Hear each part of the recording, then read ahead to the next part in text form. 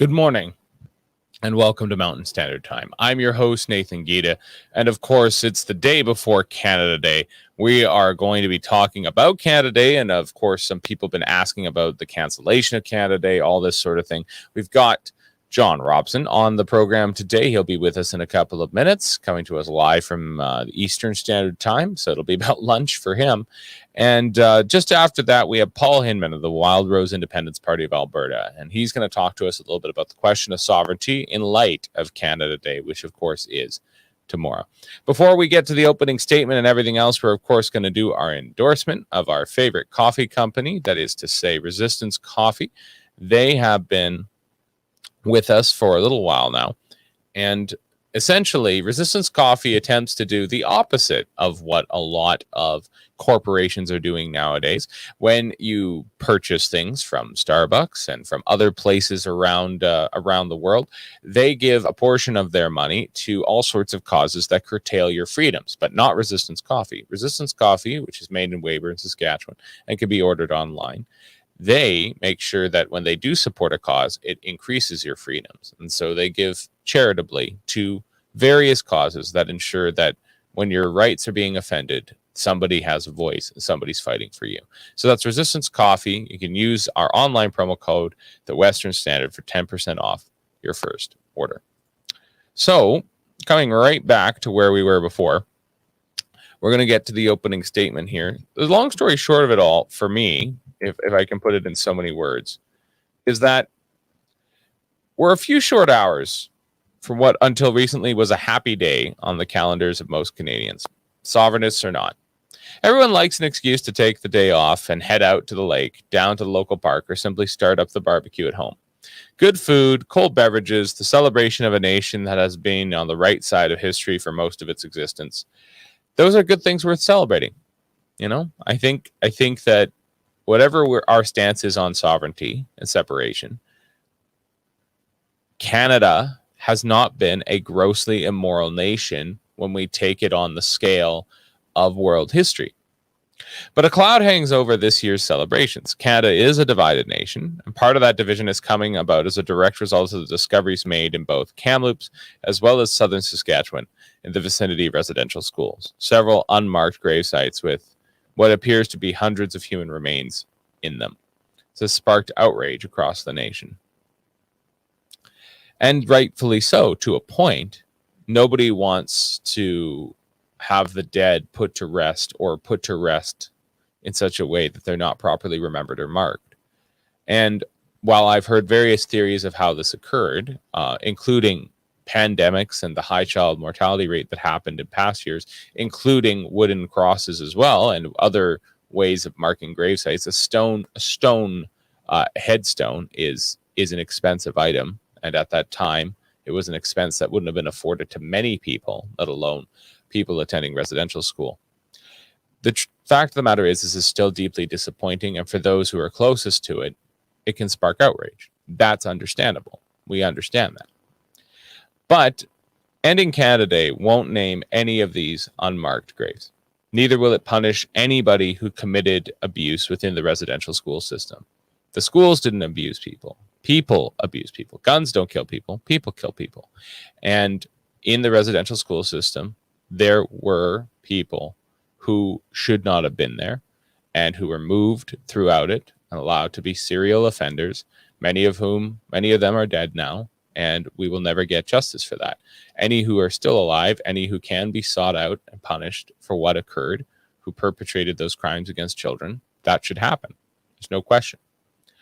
But all that we will get out of canceling Canada Day is a renamed statutory holiday, and everyone who lives still marginalized on the wrong side of the track, especially Aboriginals, my brothers and sisters, with or without their status cards, in every corner of this country, they will continue to live in squalor and in poverty, on reserve and off reserve. They will not get clean drinking water. They will not have their women be saved along the highway of tears, and it won't stop the opiate and homeless crisis that's affecting many Canadian cities, which again have a disproportionate amount of Aboriginals, First Nations, us Indians, as part of that demographic.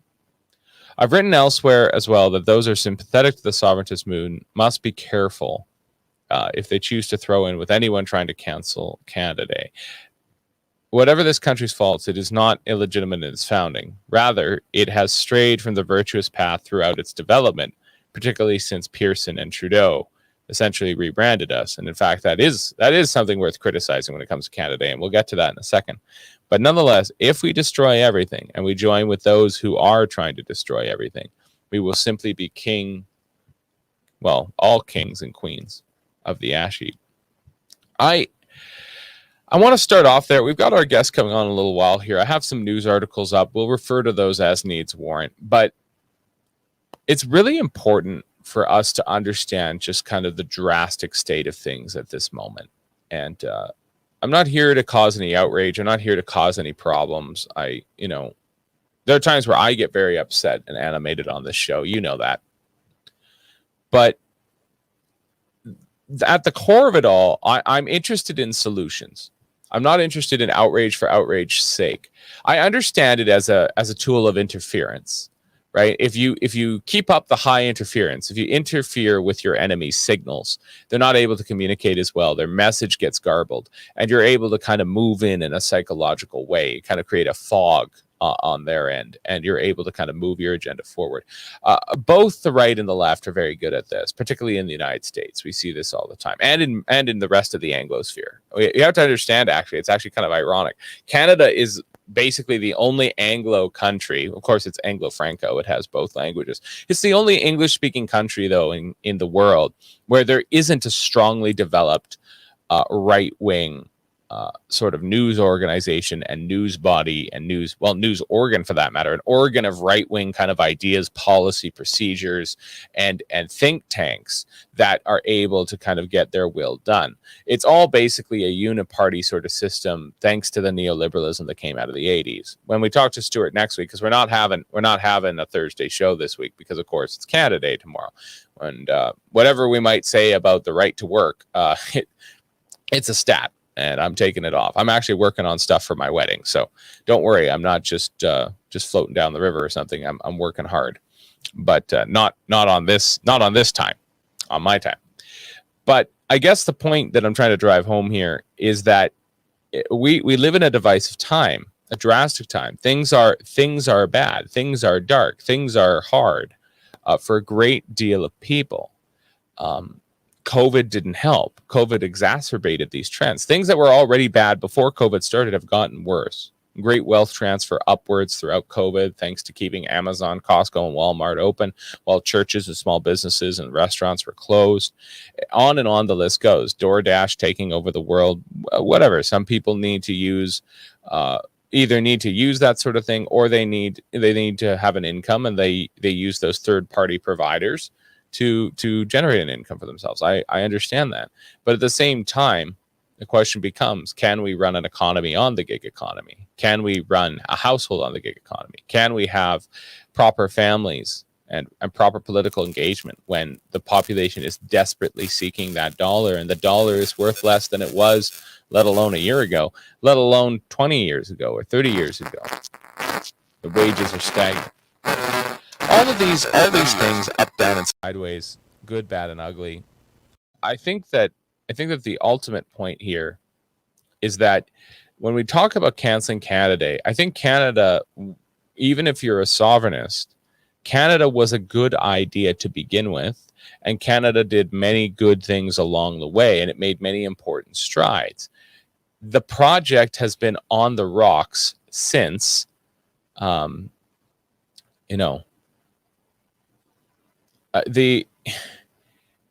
been on the rocks since at least the 60s. And I mean, so is the United States. But really, it comes back to that Trudeau-Pearson consensus, where they decided to take Canada away from its kind of latent understanding. The Aboriginal population had a certain understanding about itself. So did the French population. So did the English-speaking population. So did the recent immigrants. They all kind of lived, not in total enclaves, but they had their own kind of understanding. And they weren't roused up into a single national dream. The last national dreams had been, let's win the war, let's win the first war, so let's win the second war, let's win the first war, and let's build the railway. Those have been the national dreams of yesteryear. right? And a couple of things happened in the interwar period. But all of a sudden, somebody got the bright idea in the 60s between Pearson and Trudeau that they were going to refound Canada. And that refounding of Canada has created basically probably about 90% of the animosity we have today. And that includes their attempt to try and terminate all Aboriginal claims to land and that sort of thing through Trudeau's white paper. But I think the fundamental point that I would make here is that as we kind of sit back and think about Canada Day as it comes up and think about where we're at this moment on this 30th day of June 2021, 18 months into this new decade to the day,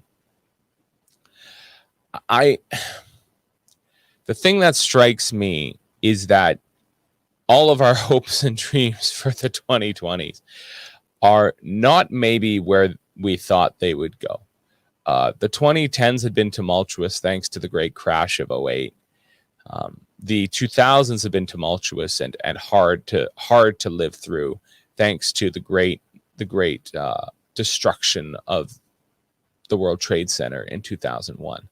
Every decade has its disaster, but 2020 and forward, the 2020s are shaping to be perhaps where it really does break down, just as it did in the 1920s in the 20th century, because the stratification of society, the divisions within society, the discordant narratives within society, they just continue to build and build and build and escalate and escalate and escalate. Carol Murphy Baker appreciated me saying exacerbated. They've used it incorrectly. No, yeah, it's exacerbated, not exasperated. Exasperated is different. But it is. Things are getting desperate. Things are getting tight. The heat isn't helping. The heat is happening in our political realm, and it's happening apparently outside our doors, though it appears to be breaking a little bit in British Columbia.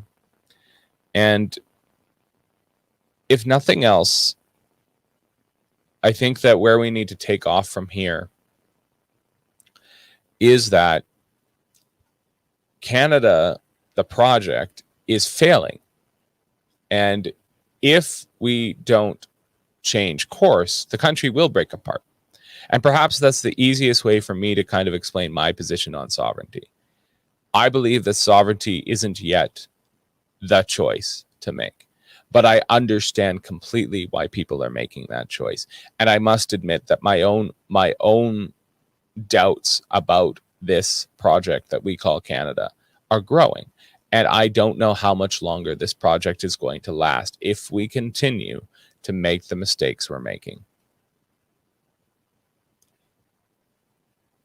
This country cannot hold together if it doesn't have a core set of tenets and beliefs that it can agree on, that we can agree on as a people.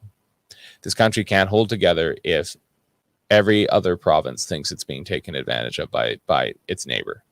The country can't hold together if, when you go into any kind of metro downtown area, you are in a different civilization compared to walking through a rural town. And people might think that automatically makes, oh, well, you're talking about rainbow crosswalks and everything else. No, like I've lived in rural parts of this country. Everybody has LGBTQ family members and people who are extensions of their family who they know. That's not the question. The question is whether it, again, is a latent identity or a in-your-face sort of identity. And that doesn't matter what it is.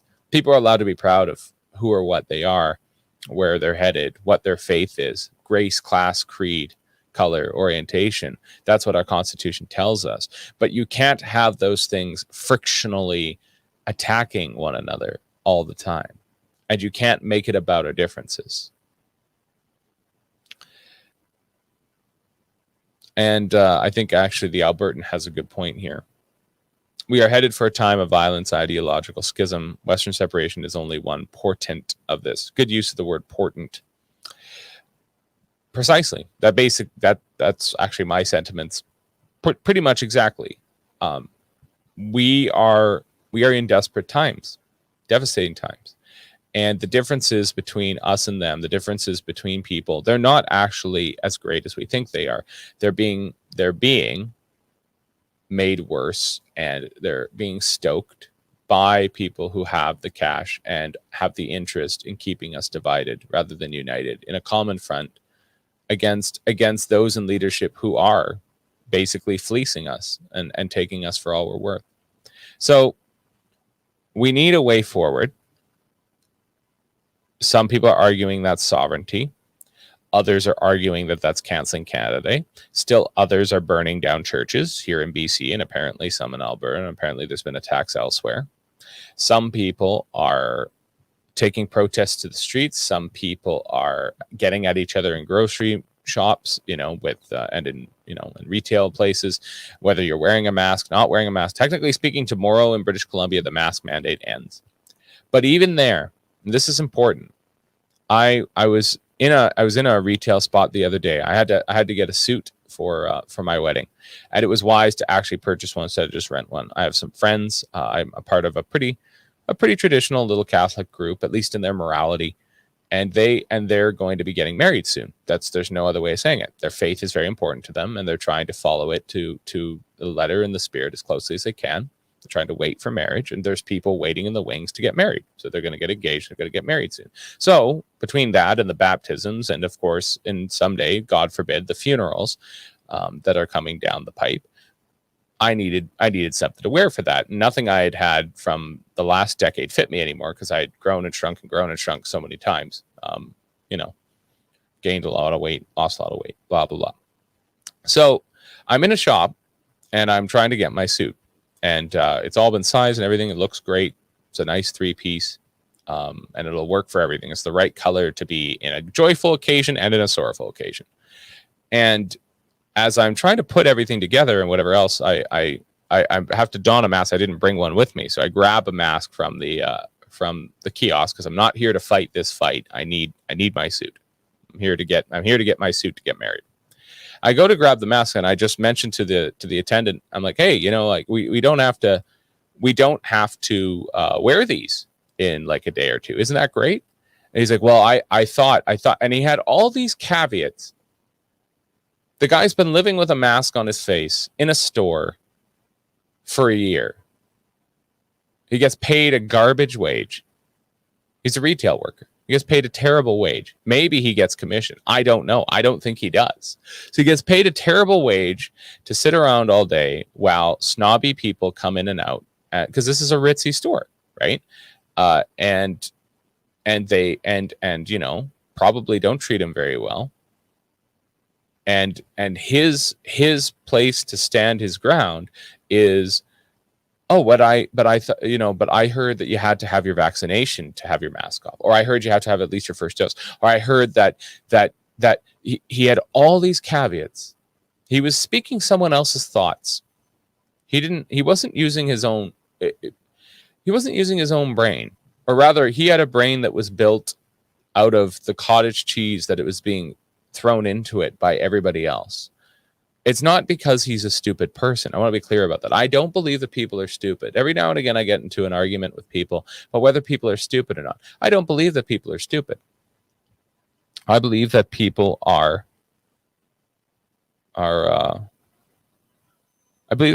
lazy and complacent. That is exactly what I believe. I don't believe that people are. I don't believe that people are stupid. And the reason I don't believe that people are stupid is for several reasons. But one of the primary ones is that if you find somebody anywhere, whether they're at the top of the pile or the bottom, you would be absolutely amazed at how well they can keep themselves alive, how well they're able to secure their own position in the world. They're brilliant. They're absolutely brilliant. And I think that's why I don't believe people are stupid. I believe that people can be very lazy and very complacent. And so they have to be motivated sometimes by the worst means. And so coming back to this question of what was happening in this retail facility while I was there, this attendant, this person, they're not stupid. They just have this empty glass for a mind, right? Because that's all we are, right? Well, not all we are. I believe that we have some immutable characteristics. Of course, I believe in the soul and everything as well. But when we think about education, we think about the way that we do indoctrinate people. We want everybody to know 2 + 2 = 4, 2 + 2 = 4. So we repeat it until the child understands that 2 + 2 = 4.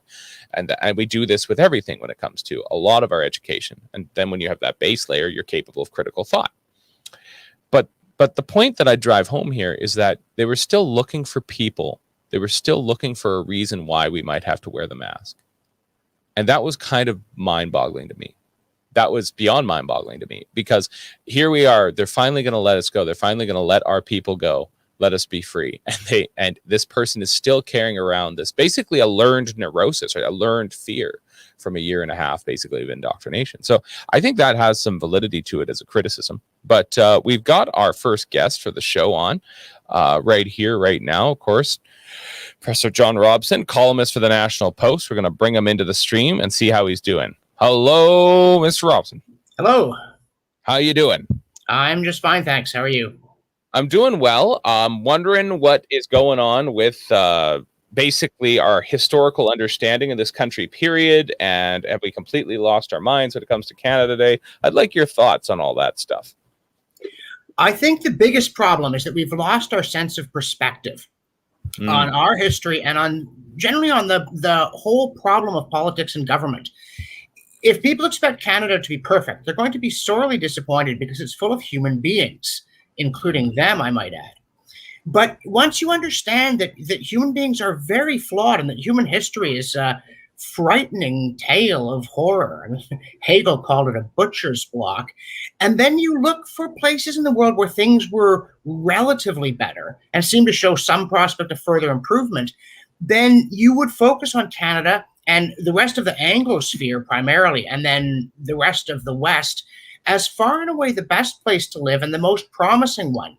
And if you were to celebrate our history in a historical sense, and for me that means going back to Magna Carta, obviously, then you see a foundational document that appears to guarantee liberty, and to a fairly wide range of people, including Magna Carta has a number of sections dealing with women's rights.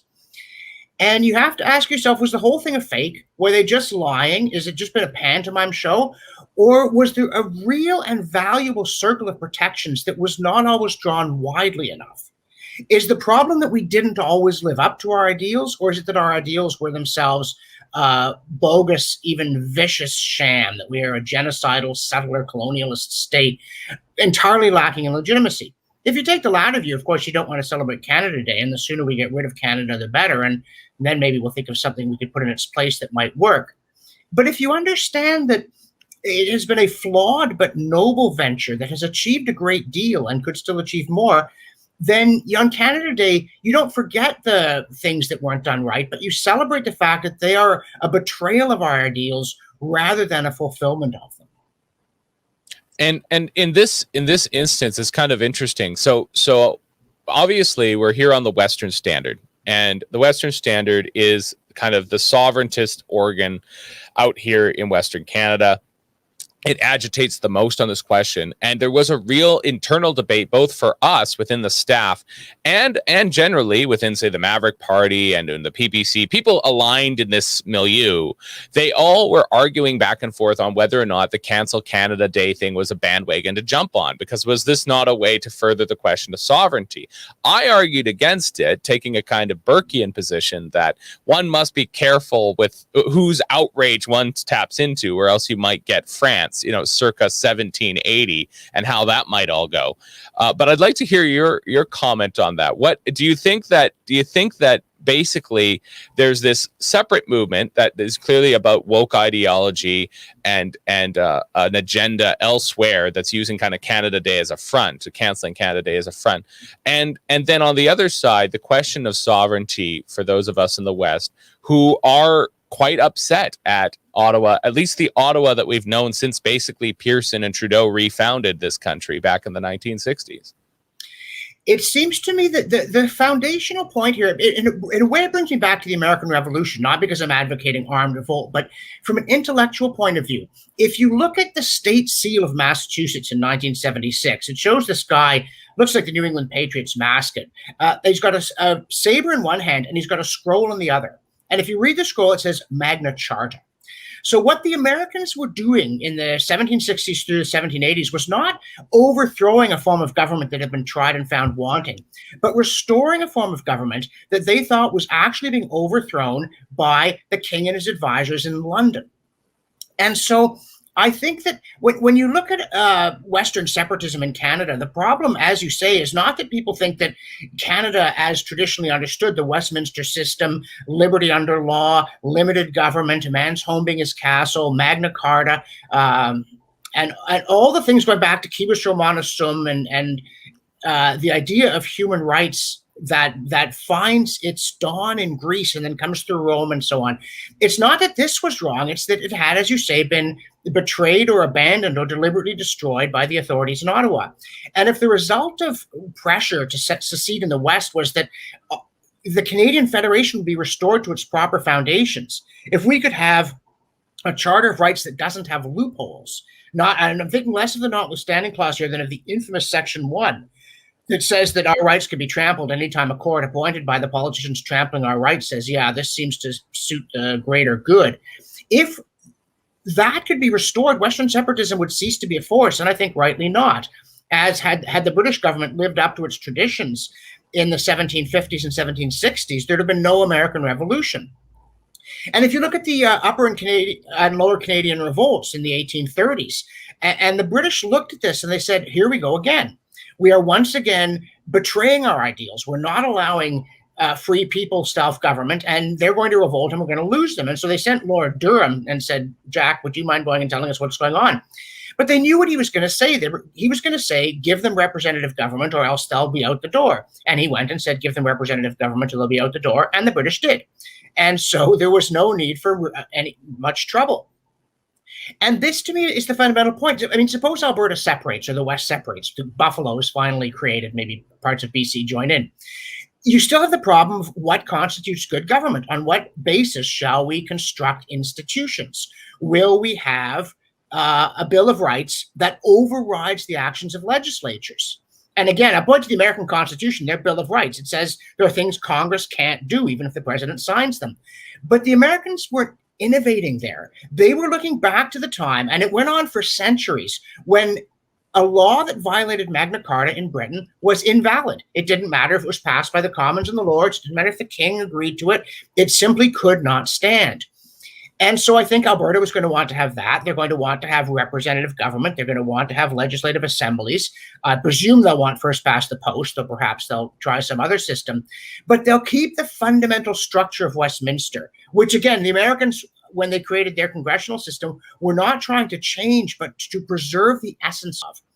And so the ideal here isn't like, well, as long as the West is independent, it'll be great, even if we elect the Communist Party or they seize power.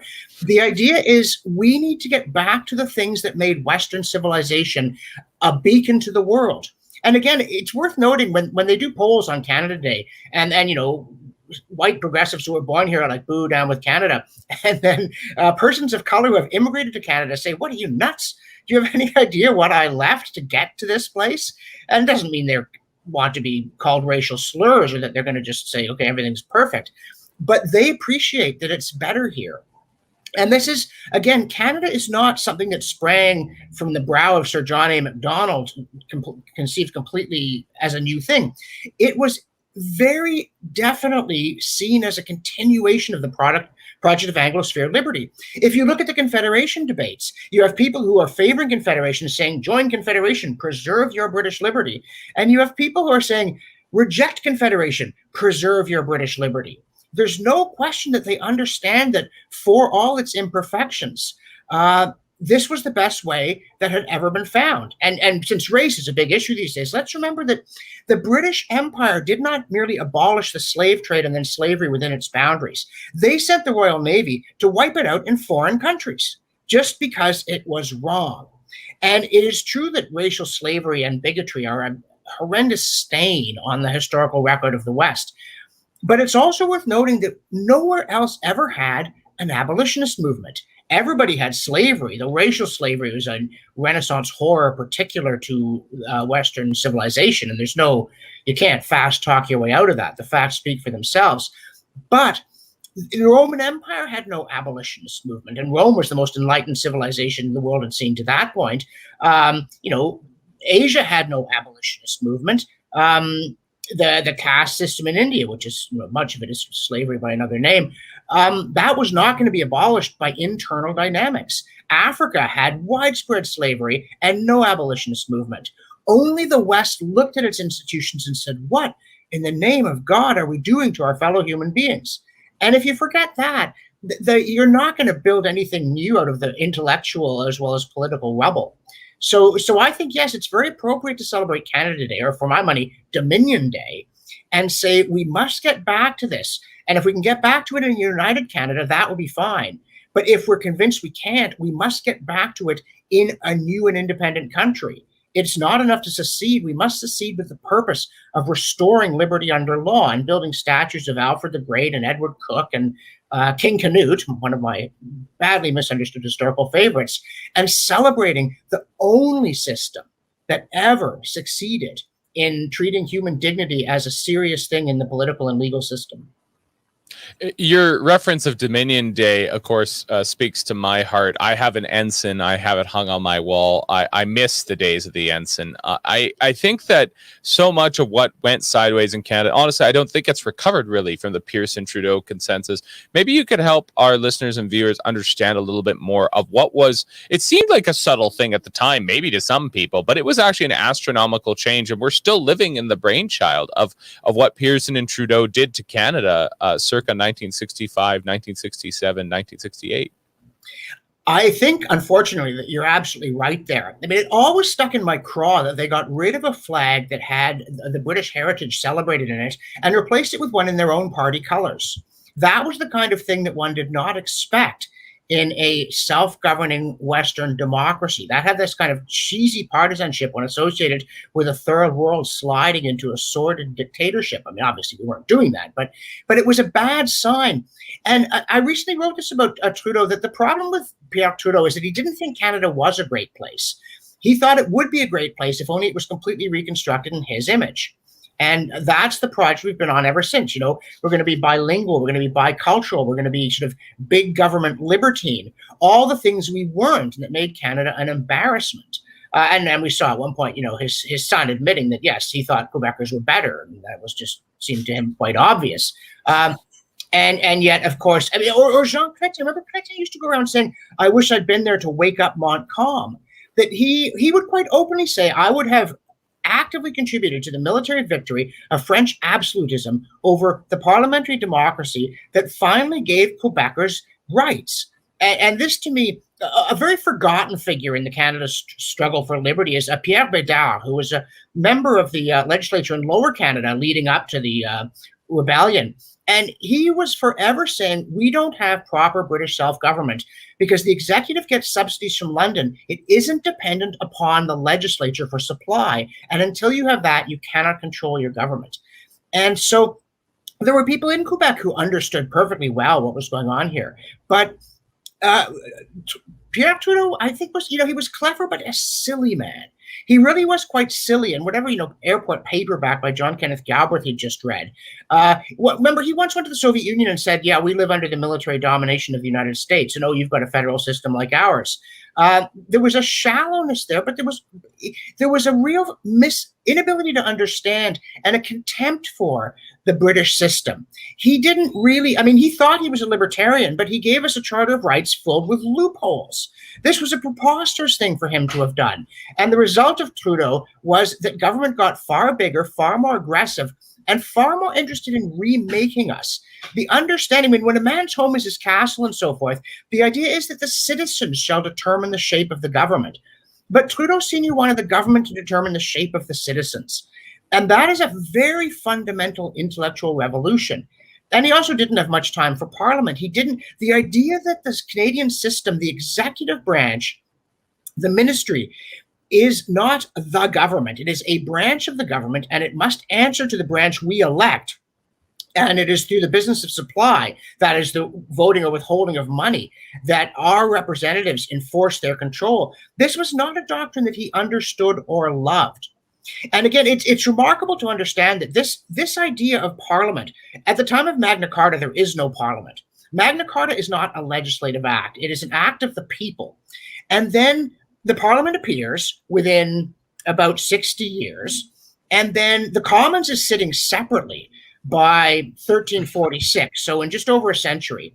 And by 1400, between 1400 and 1415, they established that the king cannot edit bills, that the Commons has primacy on money bills, and that the king must answer their grievances before getting any money. So all of this is in place by around 1400, but it is not a French thing. The French Parlement did not meet between, I think, 1614, I believe it was, and 1789. And even when it did meet, the French Parlement could not control the king. And they quite explicitly said, we shouldn't be able to do that. That would be bad. And so Pierre Trudeau came out of a very different system. And he certainly had a kind of sympathy for communism, which is just incompatible with understanding how liberty under law works. And so we went from having a very small government, as late as 1958, as a share of GDP, Canadian governments were smaller than American governments. And Louis Saint Laurent was very much in the classical Wilfrid Laurier liberal tradition.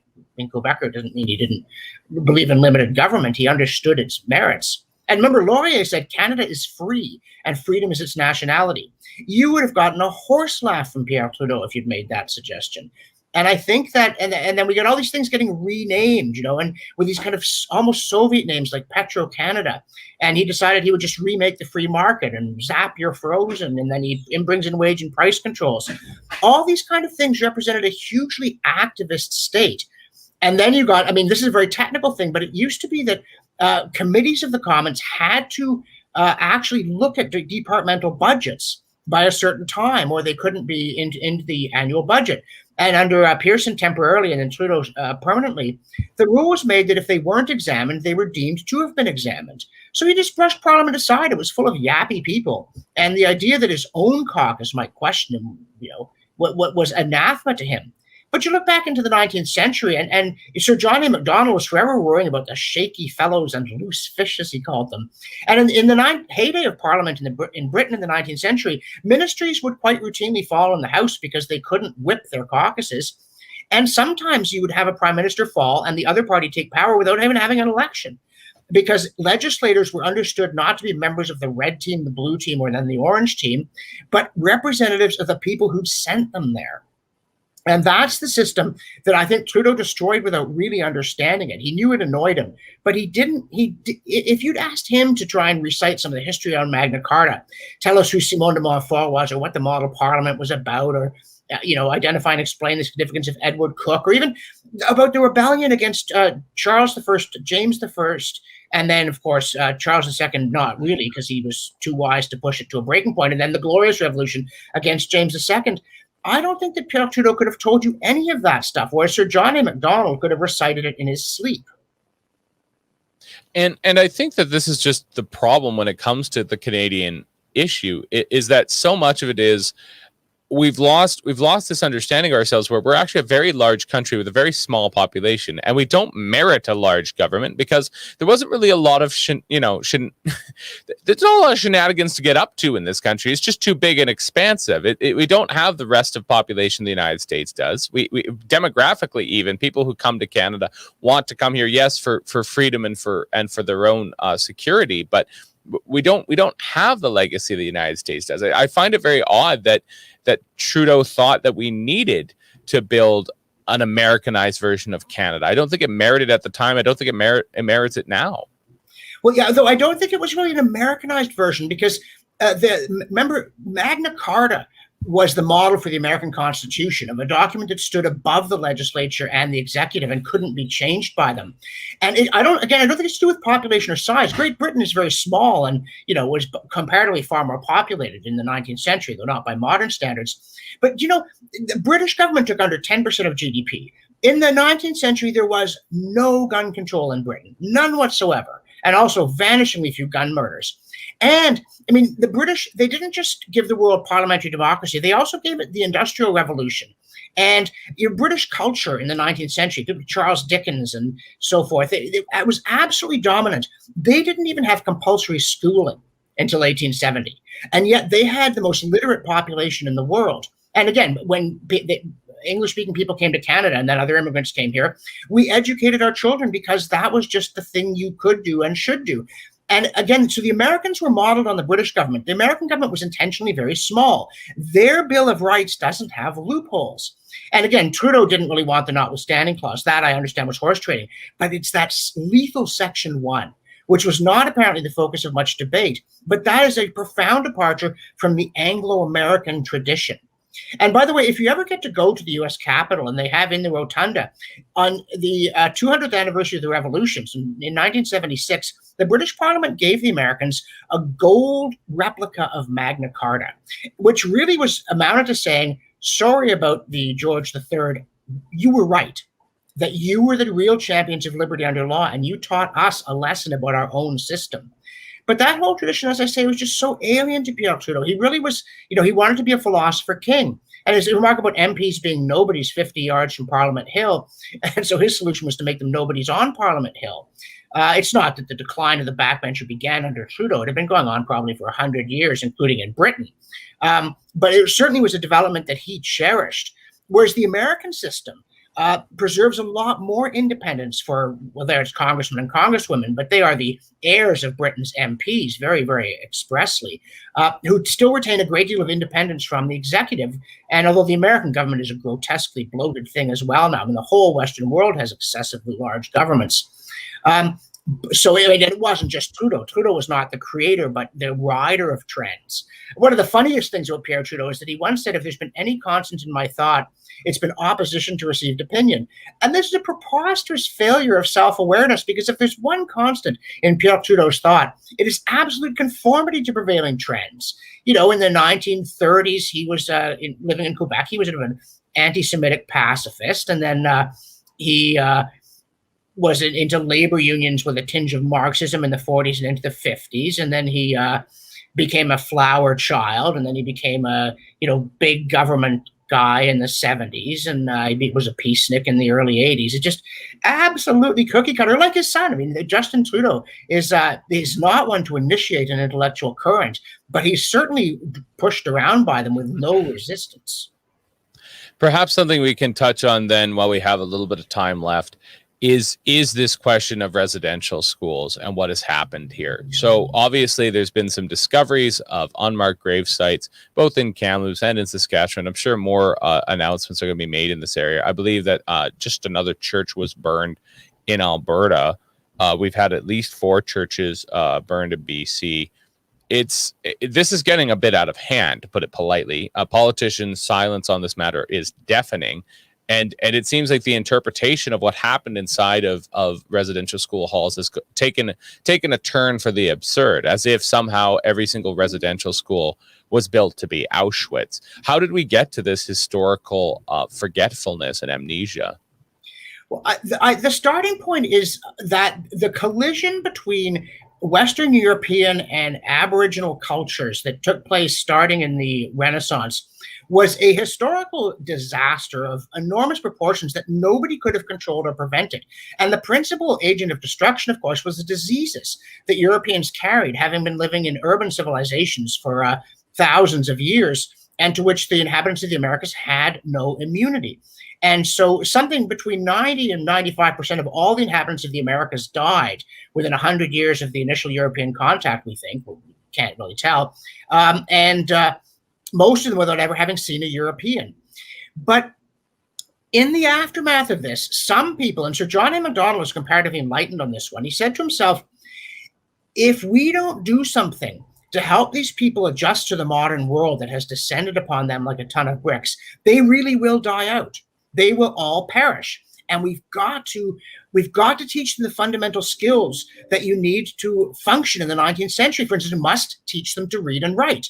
There's no way they're going to cope if they can't.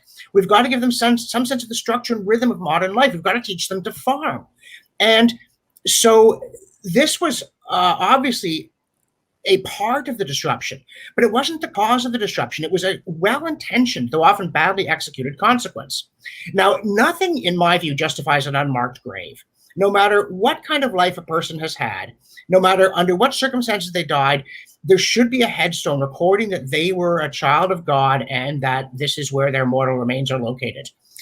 But we don't even know who is buried in those graves. There's some suggestion that these may have been community graveyards as well as the place where students who died in the residential schools were buried. And I remember one news story mentioned where the first discovery in Kamloops is over 200, and then the next one's over 700. But the story said they think something like 3,000 children died in the residential school system.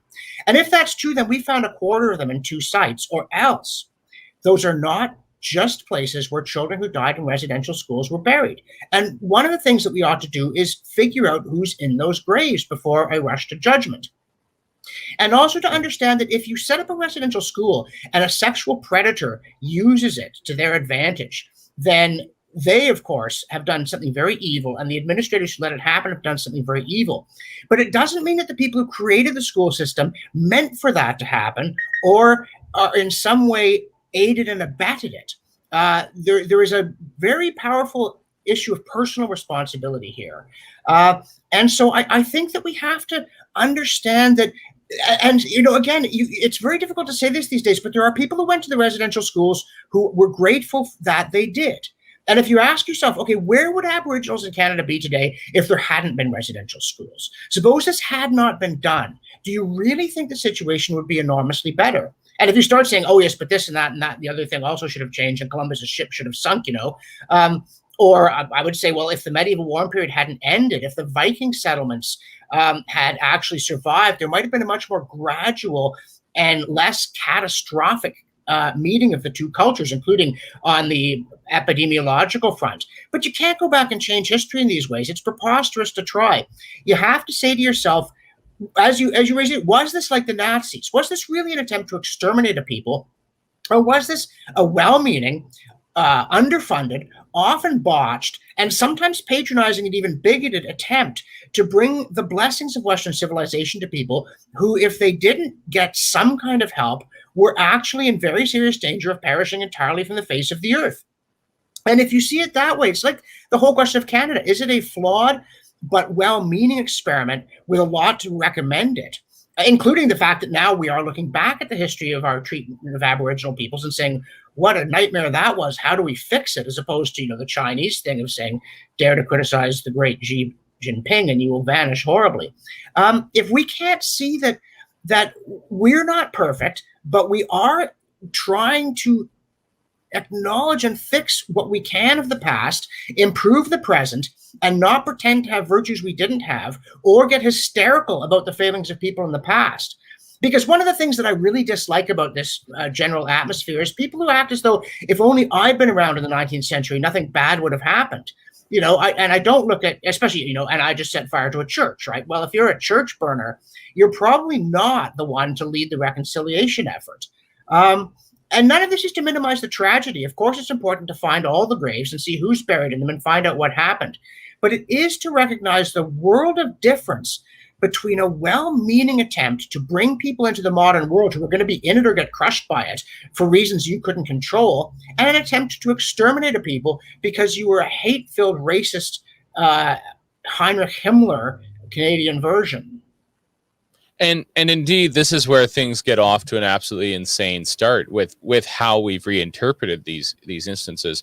The only thing that is more absurd in a sense than what's happened here with and politicians being silent on the church burnings and still this complete lack of context about what happened in the residential schools is the fact that Parliament seems to be absent in general. If nothing else, what the pandemic seems to have proved to us is actually the people in charge are nobody's everywhere, whether they're on Zoom or in Parliament. I don't know if the government of Canada functions anymore. I don't know if the government of Canada exists. I know that there's some press conferences every now and again from our prime minister, and then he goes off to Davos and whatever.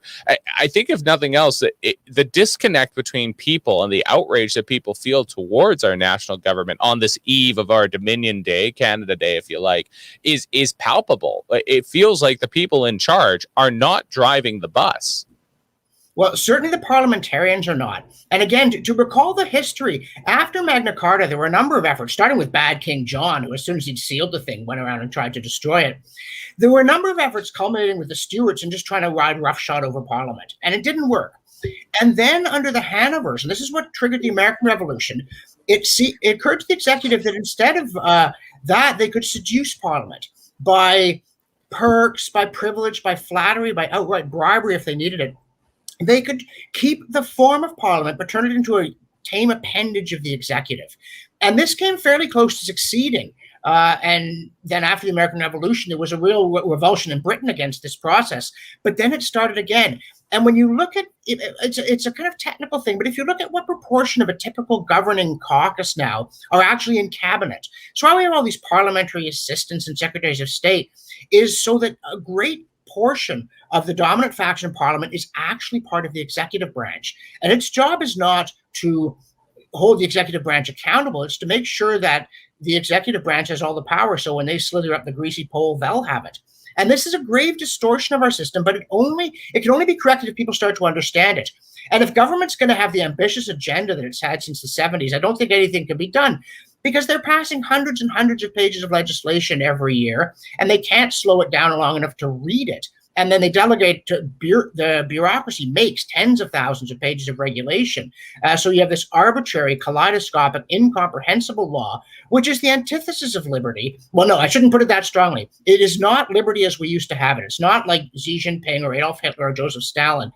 But if we could stop thinking that government exists to protect us from ourselves and understand that while government exists to protect us from force and fraud, Parliament exists to protect us from the presumption of the executive and to some extent the judiciary, then we could start to reconstruct our country, whatever it is, on grounds that would be genuine cause for pride. And that, I think, is the big project going forward, is to recapture our understanding of what government can do, what it can't do, and how it has to do it. And I'll end with the biblical story. You know, when Christ is asked if it's okay to pay taxes, and he says, bring me a coin. Whose head is it? It's Caesar. And then he says, render unto Caesar the things that are Caesar's, and unto God the things that are God's. And at the same time that this gives a higher status to affairs of conscience and the heart, as Stephen Langton was the Archbishop of Canterbury, the main mover of Magna Carta, it gives government a subordinate task that it is capable of doing to maintain order, to prevent fraud, to carry out public works. And regimes where they ask the government to play God end up in sordid failure, because that is a task beyond the power of government, and it brings disgrace upon government as well as indignity upon the subjects.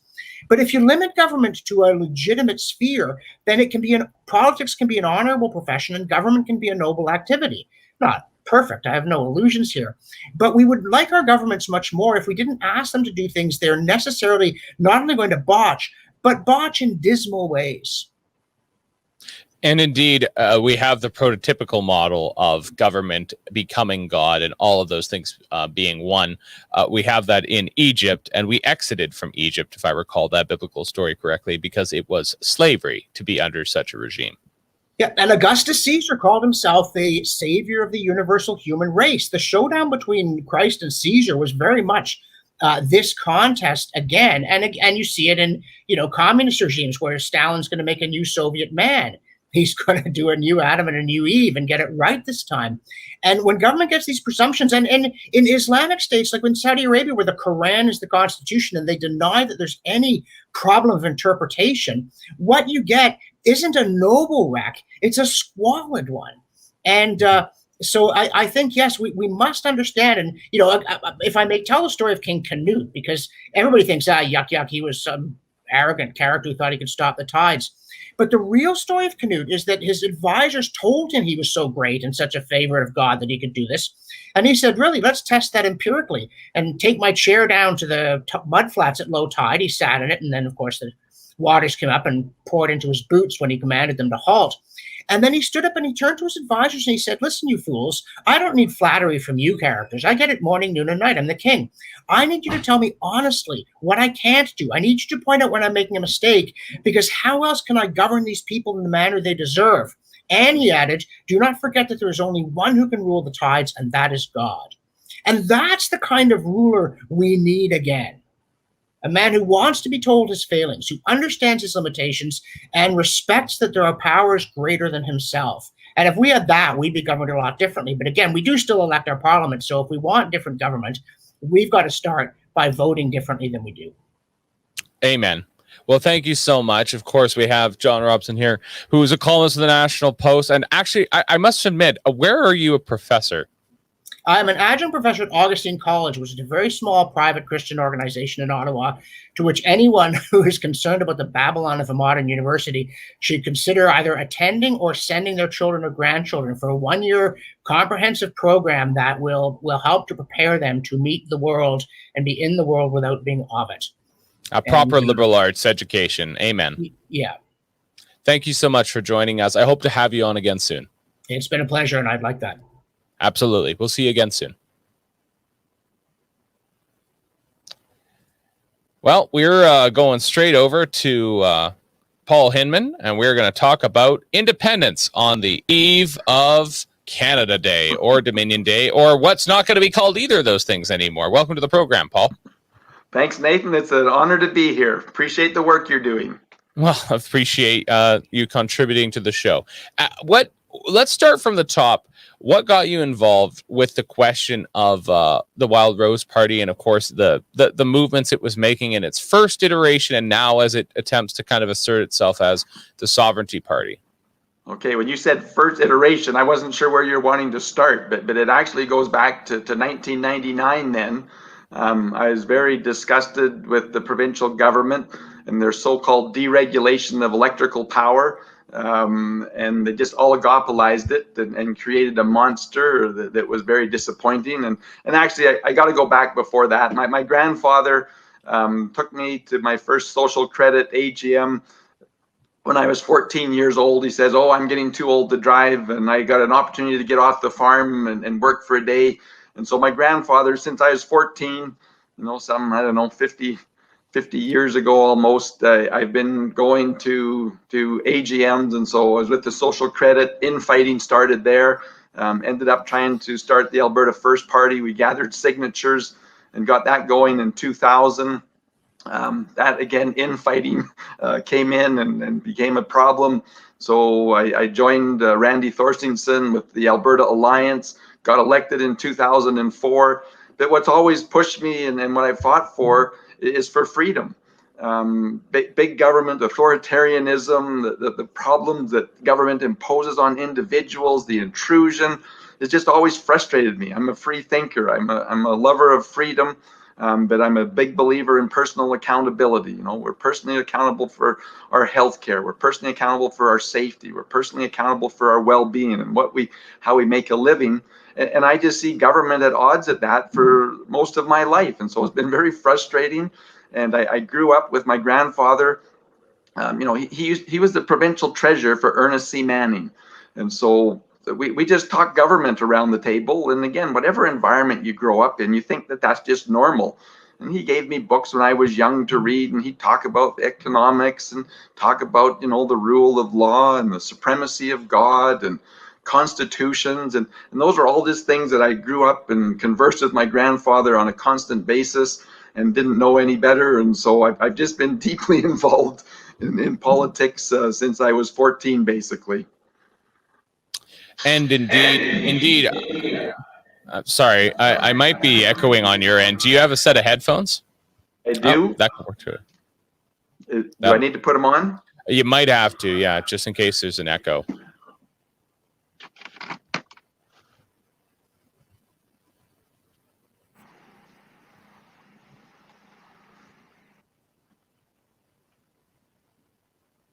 There we are. Okay, so, is that working better? Yeah, it's definitely working a lot better. So okay. I think that kind of as a starting place, what happens out west here is that, and I think this is hard for people in the east to understand. So in the west, there's just a lot closer proximity to the realities of the hard work that it takes to make a nation run. The food, the fuel, the primary resources that make for industrialized societies, niceties elsewhere. And it sounds like that's kind of the background that you came from. Obviously in the farming industry and in agriculture. Without farmers, there is no food. And that basic reality pervades all of your life philosophy all the time. And for someone in the city, and especially someone in the city of Toronto, far away from where their food comes from, they don't seem to connect the dots here. Do you think a lot of the differences between West and East are based in this, that in the West, we're just closer to the reality of where the sausage gets made, and they get to eat the sausage without seeing where it comes from? Nathan, that's an excellent point. I speak of it all the time. I often speak of grade 6 science kids getting together to make the world a better place. They just went out to a chicken farm, and they're coming back, and they stop at McDonald's and they buy a couple of big bags of chicken McNuggets, and they sit around the table and they just think how terrible all that was with those chickens and everything else, and we're going to make the world a better place. We're going to ban chickens. I just think the disconnect in today's people, especially Eastern Canada, it's just shocking. Like they bite the hand that feeds it. If not, they want to cut off the hand that feeds it. You know, where their energy comes from. You know, where they just are totally disconnected, in my opinion, from the reality of life. And if they aren't, then they're the biggest hypocrites on the earth. I mean, I remember going to one function at the U of A where there was a bunch of these young, I don't know what you want to call them, young environmentalists there that was supporting Mike Hudema, and I went there, and I was just shocked, and I was talking with Andrew Leach afterwards. Said, "Oh, Paul, you don't want to talk with these people, like they really live the life." I says, "Andrew, are you kidding me? Look at the clothes they've got on. They're polyester. They're based on petroleum products. Look at the Apple computer and the aluminum they've got." And I says, and he says, "Oh, but they don't have any furniture." I says, "But they're living in a concrete building. They're using natural gas to heat it." And anyways, after about a 2 or 3 minute discussion with Andrew Leach, he says, "I've never really thought of all those things." Yeah, go ahead and go talk to those people. But the fact of the matter is, nobody talks to them and the realities. I remember one day there was a bunch of environmentalists outside petitioning Prime Minister Harper's office, which was right across from mine in Calgary Glenmore, and I went out and I talked to them, and they'd come in electric vehicles, and they wanted windmills, and I says, like, do you know where the rare earth minerals and the products come to make a windmill, and how much cement you need, and again, the full cycle cost? No, that's our biggest problem, is the propaganda that people have been given, and they think that everything just comes from the grocery store and it's in the back there, and they just need to come up with a little bit more money and they can go buy it.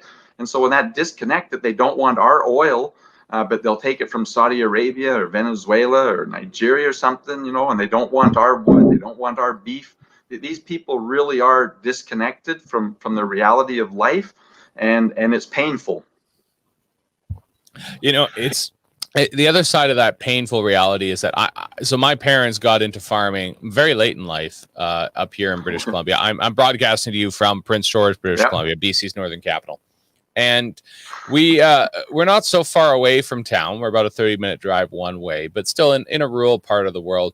But even as we have to deal with the distance of Victoria, let alone Ottawa, but how Victoria has chosen to rule on secondary residences, and the ALR interferes in things, like all these things were built in order to help farmers do what they need to do, but some of them have become hindrances, right? Let alone the assessment authority when it comes to BC and what is or isn't residential lakeside, even if there's nothing on it. I'm getting into a tangent there, but again, I feel like I connect with you Prairie Boys on this in a couple of different ways, just because now that I have to deal with these reams and layers of government, I just sit there and go, I don't understand what these guys are talking about. Like I have to do it all on the side of my desk. I'm not Monsanto. I don't have a 15 lawyers and 20 accountants to deal with this stuff. I have to talk to Revenue Canada. I have to talk to Statistics Canada. I have to talk to the ALR. What has gone wrong here in the mentality of people in Canada that they think that more government's always the answer? How could they possibly conclude that? Well, I'll start on two delusional thoughts. The first one is that Alberta government took away, what would I want to say, government grants to sports facilities and to like diving clubs and hockey clubs and everything else, and they created the gambling casinos and bingo halls and everything else. And so anybody who wanted to get help in their extracurricular sports or whatever you wanted for your town, you had to go and participate with gambling. And I was always amazed when I went to the bingo casinos and doing that everybody who went in there said that, oh no, they're ahead. we know mathematically that the money's coming out, that less is rewarded than goes in, but everybody believes that. And so the second point I want to make is this idea of human nature, is that we love to take the easiest pathway. It's just human nature. If there's one way and they say, oh, you can walk along here, there's an escalator and it gets you upstairs, you can go there, or you can walk this way, but you're going to have to climb a ladder to get up. Oh my goodness, that's too much work, and we can do that. And so what government specializes in my opinion, socialist government, is that we're going to provide something for you to make your life easier, and we don't, have the cognitive connection to realize that this really isn't so. That there's only one taxpayer, it's us. We can have, and our Constitution allows for the divide and conquer, that the majority can vote to tax the minority. They can vote to spend it where they want, and that's what government does. They specialize in redistribution of wealth and getting people to vote to give them something, because Alberta's going to pay for it. Don't worry about it. Vote for us. We'll get Alberta to pay for it. And we got a very divisive system that allows to put one organization against another, one geographic area against another, one industry against another, and just huge government interference that's to our demise, in my opinion. We need to have the free market. We need to have those entrepreneurs who are willing to risk and lose what they've worked hard for, but instead it's always protection. Oh no, we'll coddle you, we'll look after you, don't worry, government's here for your benefit. Oh, we know what's best for your children. Oh, we know what's best for your health care. We know, and people we're inherently, I want to use the term lazy, when somebody presents something for free. And I just see that destroying us. And that's what this great reset is about for me, is that let's promise them that they'll own nothing, but they're going to be thrilled with it. They won't have the responsibility of a mortgage. They want to look around the world. It's never worked, folks. But yet that enticement, it's that snake oil salesman is really slippery and something. Yeah, I mean the new road to serfdom is paved with pandemic policy, I suppose. Truly. This is, perhaps you could speak to us on this question in particular. That it does seem that it doesn't matter who you vote for. They come back representing Ottawa to you. They come back representing Edmonton to you. They come back representing your mayor and council to you. So you have an insurgent mentality. You've had enough. This needs to stop. We have to do something. Like, we can't keep paying for this. My kids can't afford this. My kids can't afford a house. Foreign money's destroying the market. I can't get in to see a doctor because there aren't enough doctors. It doesn't matter what it is. Every issue seems bananas and you can't fix it. So then you find a guy who says he'll fix it and we got to get him elected. You get him elected. And the next day you find out that he doesn't really believe what he said he believed. When is that going to stop? When are we going to stop having that football ripped away from us? How come it doesn't seem like our politicians are even in charge anymore or even listening? In 2023, when Albertans elect the Wildrose Independence Party and I'm the leader, that's when it will stop. In 2008, I tried to bring forward recall legislation. And again, we will be successful, I believe, in 2023. But the question is will the majority then want to vote to take away from the minority again? Because I will believe, and we will pass, our first bill will be one on accountability through recall and openness. And again, the power always needs to reside in the people. And the only way you do that is with recall, and a recall that's plausible. For me, it's 50% plus one of the total number of people who voted in the last election. If you had 20,000 people vote, you need 10,001 signatures, and you need to do that over a 4-month period. I don't know if you've seen Premier Kenney's just insult of a recall bill for MLAs, but that mentality, it comes from the top down. And the totalitarian, the authoritarian, the arrogance. I always says that when somebody gets elected, more often than not, they just that their head size doubled and their intelligence doubled. The day before, you're so important and you're so wise, you can choose them. But the day after, you're a nobody. Now they're elite kings. They're aristocrats that are there, placed by God to make your life better. They're going to look after it. And so it has to start. There's two things that we need. One, we need accountability. And to me, the Constitution is really the building block, the fundamental guidance of a country. And ours starts out really well, that we recognize the supremacy of God and the rule of law. And that's what you need to do. And you need to base it on that. And then there's two things that need to be in that Constitution. Number one is accountability through recall, and the second one is limits on the size and the scope of government. And we don't have any in the Canadian Constitution. The Americans don't have anything that limits it. And the third thing to put in there to limit the size and scope of government, one is just like for me, is that no government can tax anybody, any entity over 25%. That's it. And so once the taxation level is hit 25%, there's nothing more the government can't tax more because the Constitution forbids it. And the other one is that you have to have balanced budgets. I don't care where you are on the spectrum, just balance the budget. If you want to spend all of your money on art and something else, that's fine. But that means that you've compromised, whether it's your transportation, your healthcare, or something else.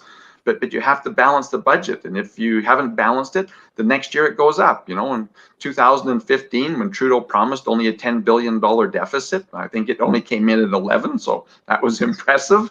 But he didn't have to raise taxes the next year to balance his budget. And then can you imagine where we would be?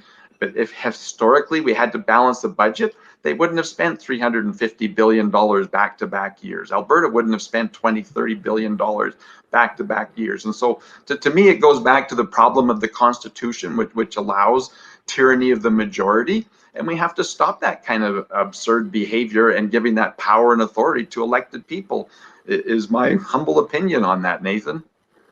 No, I hear you. I hear you. It's an interesting thing at the point of taxation.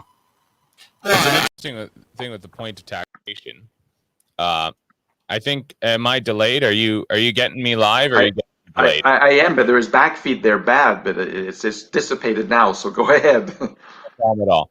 So I think that the issue there, though, is that when it comes to taxation, that sort of thing, and maybe this is getting into the minutia of policy. I must admit I'm a consumption tax guy who's also completely against sin taxes. I hate sin taxes. They're just a tax on the poor. And so I keep arguing for this, but it's funny because all my friends from Alberta, of course, think that PST is Satan, right? They're just like, it's hell on wheels and you can't have that. And I just sat there and I was like, you know what? If Rachel Notley, when she decided to raise taxes, had simply installed a PST, all of Alberta's financial problems would have been solved and she wouldn't have had to raise income. But as it is, she started to create a progressive income tax system inside of Alberta. And as far as I know, that's not been redacted. No. Well, that was funny because Jason promised a summer of repeal. The only thing that I know that he actually repealed was the carbon tax, which he knew that then it was just going to be put on federally if we didn't do it ourselves. And so it's kind of a ridiculous mute action. But the problem is with Albertans is that they're already heavily taxed, and no government actually talks and says we're going to eliminate income tax and we're going to go to a consumption tax. I mean, when you go down to South Dakota and Governor Noem, I think they only have a consumption tax, and I've forgotten off the top of my head, but jurisdictions do well. Jack Mintz has written lots on this and said that if you're going to compete with the world, you need a consumption tax. And I just think there's nothing more insulting to a laborer, a worker, an employee, that then right off the top, your income's taken away. That no, how can you save? Okay, we'll give you an RRSP and reduce some, but no, probably the best and most effective way of helping people get out of their situation is by allowing them to keep all of their money and then deciding where they're getting taxed. And then that consumption tax really is a leveler of the field. but people have to be assured that, all the other taxes are going away. You can't have, a consumption tax on top of your income tax and your property taxes and all your sin taxes and your gasoline tax, and it just goes on and on and on. And again, it's the old saying that we're literally taxed and regulated to death to where we can't compete in the world, and families can't have a decent house and a vehicle and everything else and make a living. I mean, when you look at the regulations and the taxes just on building a new home, it's unbelievable how much. I mean, I've heard Michael Campbell talk in BC, and it's like $150,000 increased costs on houses out there because of their rules, regulations, and taxes. And people don't realize that this pain that's being inflicted on us is from government and from special interest groups that are getting special treatment in the tax code and everything else. And it goes against I want to say peace and prosperity. Yeah, peace, order, and good government in any case. Yes. The thing that's mind-boggling to me is that somehow the logic never squares on their side, and that's any statist. I'm a conservative. I'm not a libertarian. It's one of those interesting differences. Actually, I keep running into it more and more, especially in my conversations with some of the Alberta boys that I deal with through the show. And this isn't a denigration of Alberta by any means, but it's funny because I'm a conservative. I'm not a libertarian, and that keeps coming up in some of the conflicts I have internally over here sometimes. But the funny thing that strikes me is that when you are talking to anybody that's more statist in any respect, they somehow can't square the circle that, well, what if everybody really had that third of their check back? You tell them, it's like, no, what if, because I don't even calculate. If someone told me tomorrow, I'm going to pay you $50 an hour, it's like, well, I'm just going to take 50, I'm going to times it by 0.66, and that's my actual wage. And I wouldn't even, and I'm literally engaged to someone from the CRA, GST, thank God. But still, the joke is that she's a numbers person, right? So she'd be like, well, that's not exactly precise. I'm like, I don't care, right? Because it's not about being precise. It's like, I lose a third of my check. Even at the lowest income level, I lose a third of my check. And I'm sitting there, I'm going, imagine if you just gave that third back and we didn't play a horse trading game with the income side of CRA at the end of the year and in April. And you just let people have that. And what if it was a one-stop shop? What if consumption, I guess they'll bias there. I'm happy to let my beloved keep her side of her bureaucracy. But the thing is that what if it really was a one-stop shop? That's the thing with consumption, is it's so efficient. It just takes it off the top and it goes. It's gone. It's gone. That's it. There's no horse trading at the end of the year. It's no. It's like, no, you paid and you spent and it's gone. And you talk to people who are statists about this. You're like, what if it was even a little bit higher consumption tax, but there was zero income tax? And they sit there and go, no, there's no way we could fund the government with that. I'm like, it's the same amount of money. I don't understand what you're saying. It's a closed system. There isn't more money coming into Canada from some foreign printing source. This is how much money there is in Canada. It's a bizarre discussion. Well, it is. And again, in the whole taxation thing that we never talk about is the velocity of money. Very, very seldom talked about. But every time, that money's coming out, it's removed out of the system for taxes, your income tax, and then that velocity. But no, it's incredible to see when money's being moved around quick, how far $100 can go if it's going from one place to the next. Better shut that off so it doesn't ring here. Sorry. But no, it's not a problem. It is. It's fascinating, but it goes back to that disconnect of where our food comes from, where our clothing comes from, where our energy comes from. And it's the same thing, the disconnect on where our taxes actually come from. And this thought that, wow, we could actually afford to pay for our schooling or pay for our university or pay for our healthcare. Oh, it'd be impossible. But again, there's that disconnect on the real cost of a lot of these things. And like I say, you can buy into different co-ops or programs or whatnot. But no, most people everybody's like going to that bingo hall. Everybody else thinks someone else is the loser, that they lost, but I'm ahead. And that's just the general concept I find with people, is that, oh no, I get more than I pay in my taxes. And no, I don't think that we do. We get less. Once it goes into that government pocket, The efficiency is just out the window. And then all of the ideas, the programs that they come up with, the schemes they come up with the grants they come up with, it blows your mind.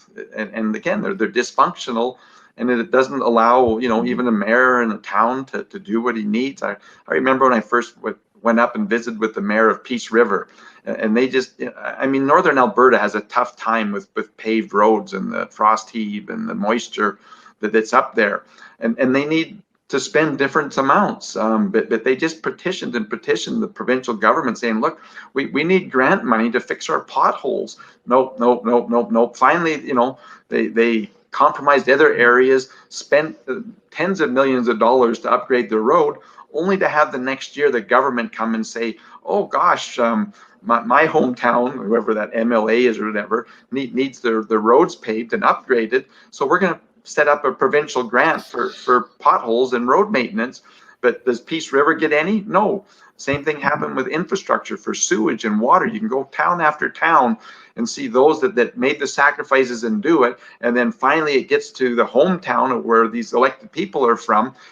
Oh my goodness, we need to have a provincial grant. And so you might have one town that has compromised almost everything to pay for their infrastructure, only to see 3 years later the town 15 miles down the road get $5 million to upgrade their infrastructure, and the other one gets nothing in return. And all of those things of big government managing and saying who the money goes to and where and when is just not in the best interest of our people. And the failures just show up time and time again. It's very frustrating for those who have paid and then see the next people following behind not have to pay, and they've taken on a debt, a municipal bond or whatever it is to compromise that. And then they say, well, gosh, that conservatism isn't good. Look what they did. They paid their way, and now look how far they're in debt and what they don't have. Whereas those people who spent and waited for government grants, look at the benefit they get. And we've literally raised a couple of generations of that to wait till government gives a grant before we do something, because if you pay for it on your own, you're going to miss out when the grant money comes.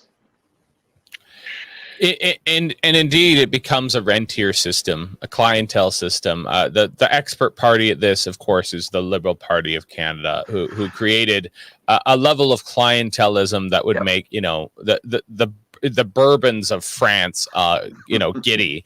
It's incredible. It's incredible. It does seem so much of, maybe that is the difference of the post-war boom to today, is that our economy seems to be rentier based. It doesn't appear to be innovative or have development. It doesn't appear to be based in kind of like good deals in the exempt market or something, and like innovation, and then like let's go build this thing and let's develop this resource, or let's facilitate this new way of doing things. It's not new development. It's buy some property and find somebody to rent it from you. Buy a rundown home at over bidding on it that what a first-time home buyer could afford, take it from them where it should be, and then create another rentier system, put them inside of it and let them rent it from you. It's not an economy of growth, it's an economy of stratification, because I think a large amount of it does have to do with regulation. And again, you're missing that third off your check all the time. You got to make a very high check to have that third not hit you the same way anymore.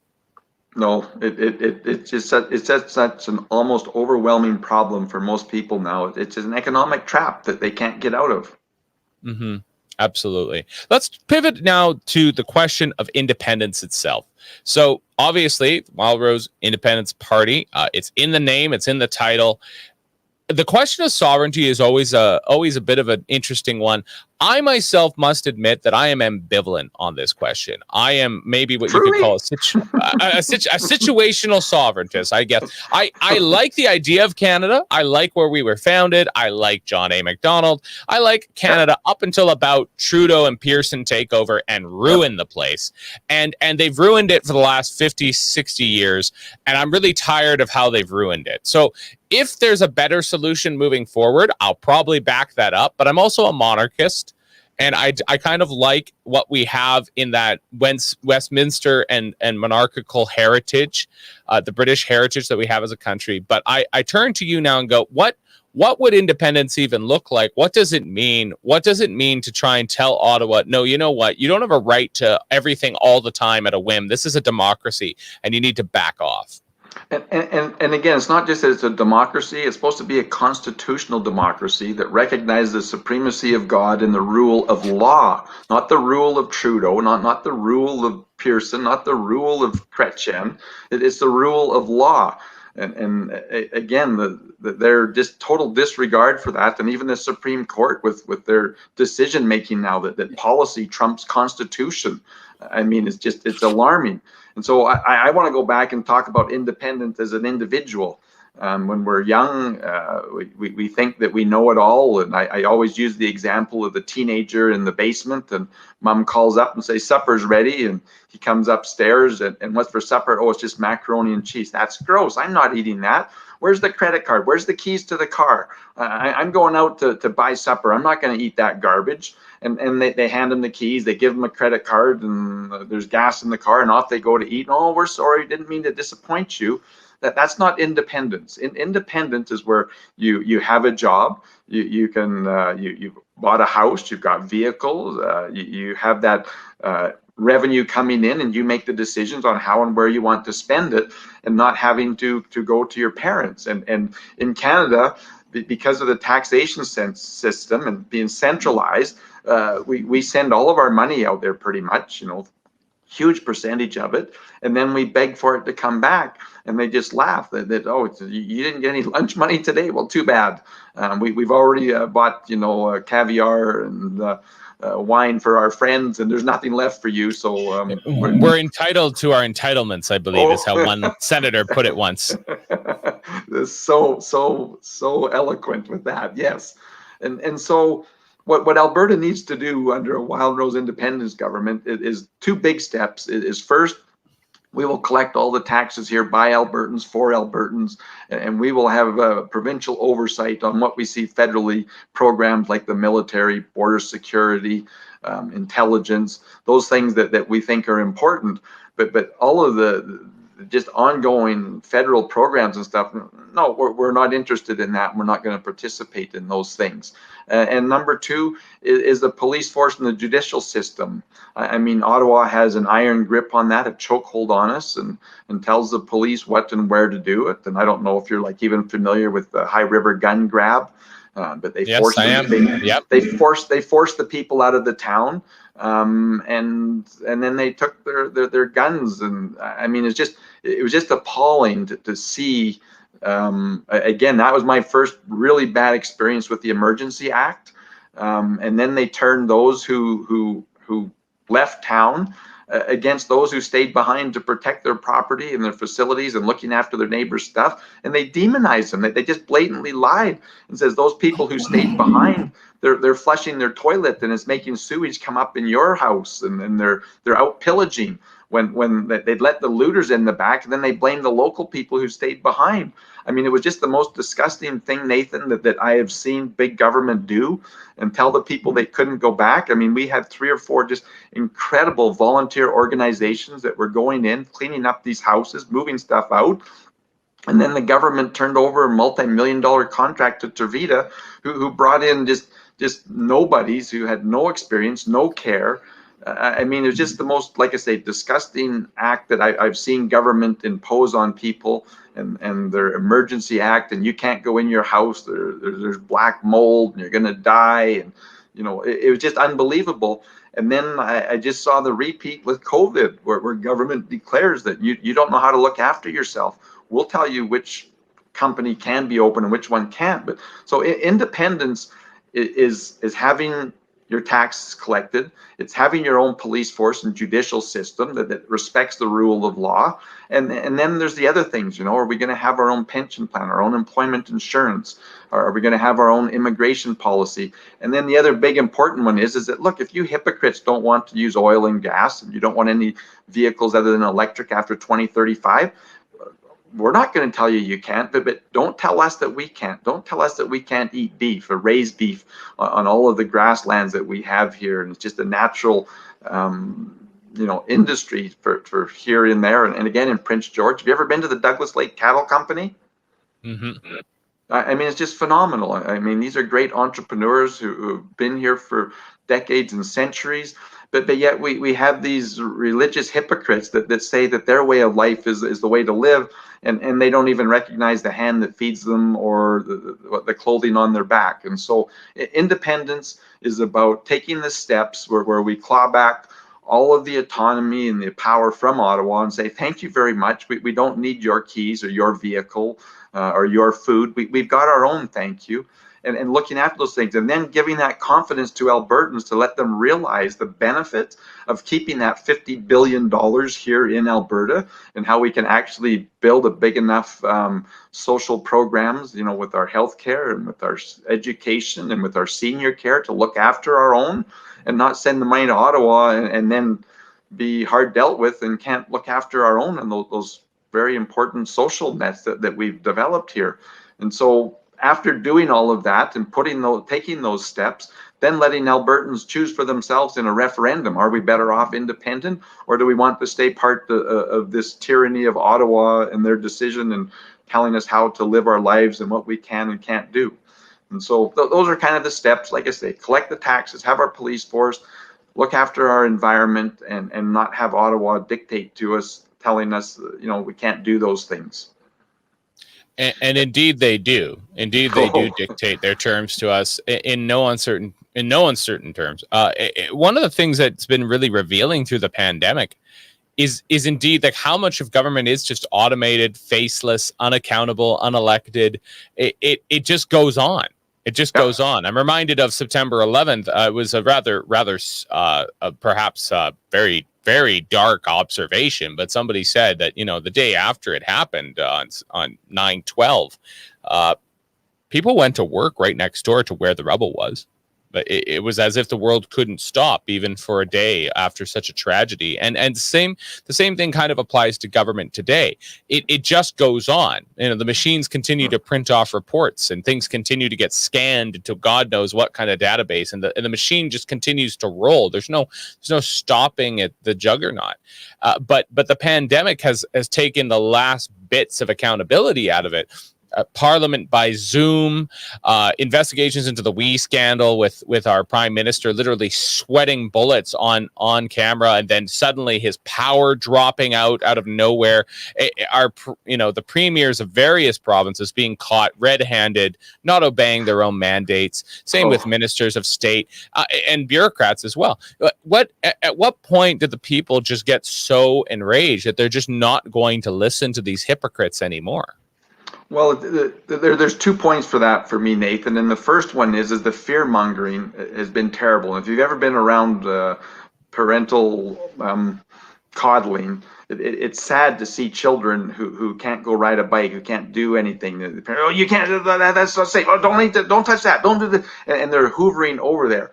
The fear mongering is probably what upsets me the most in the numbers that they put out, the deaths. You know, that they wouldn't say that, you know, we had 15 deaths today. 13 of those were seniors that were 82 years and older. And of those, 11 of those 13 had preconditions and were in a bad situation. It was, oh no, these 15 deaths, and they capitalized on every opportunity to leverage fear to again make the people dependent on government and just starstruck in that what do we do and lost all confidence of their own to make your own risk assessment on this and understand it. And again, the misinformation that was put out there was terrible. And probably what's even worse, and with Bill C-10 being passed, the censorship of those people that are saying, whoa, there's another opportunity here. You know, there's these other products that we can treat with that are showing remarkable results in other countries and stuff. And the censorship was just, again, the double down, the fear mongering and the censorship. And people not being able to have the confidence to make their own decision. But I'm kind of going in circles here. But anyways, it's just wrong. Government's job for me is bringing together the best information possible, just disseminating that out to the people so they can make their own judgment.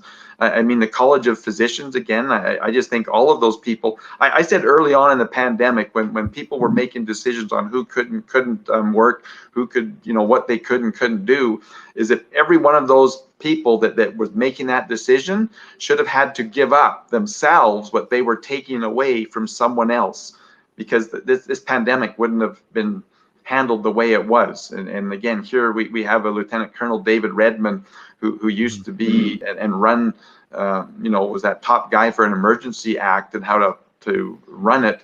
I mean, when you listen to him, you just think like, yeah, wow, how did we turn over our entire economy, our life, our decisions making to a doctor to dictate how we could live? And again, the College of Physicians, when you listen to other doctors and wanting to practice what they think is their best solutions for people, I mean, they were being censored, threatened, fired. Nurses were. It's really disgusting. The way government has handled this pandemic, in my opinion, and taken this one size fits all. And again, if there's an outbreak in a town, well, let's deal with that. But you don't shut down the whole province, the whole country, the whole world. It's just been, to me, part of this global reset of let's destroy the economy. Let's make people dependent on us. We'll give out billions of dollars. I mean, they've taken away the dignity of work from so many people. I know 2 gym owners that have basically lost their gym, and when they could have possibly even saved it, the employees didn't want to come back because they were on CERB and they could sit on the beach and make more money doing less. I mean, this is all that enticement of getting something for nothing, and again, taking people's personal responsibility, the dignity of work away from them. And we as human beings are vulnerable to those temptations. We are deeply vulnerable to those temptations. I mean, absolute power corrupts absolutely. And what I say that too often, but yes. If there's a thing that kind of deeply scares me about any of it, Paul, it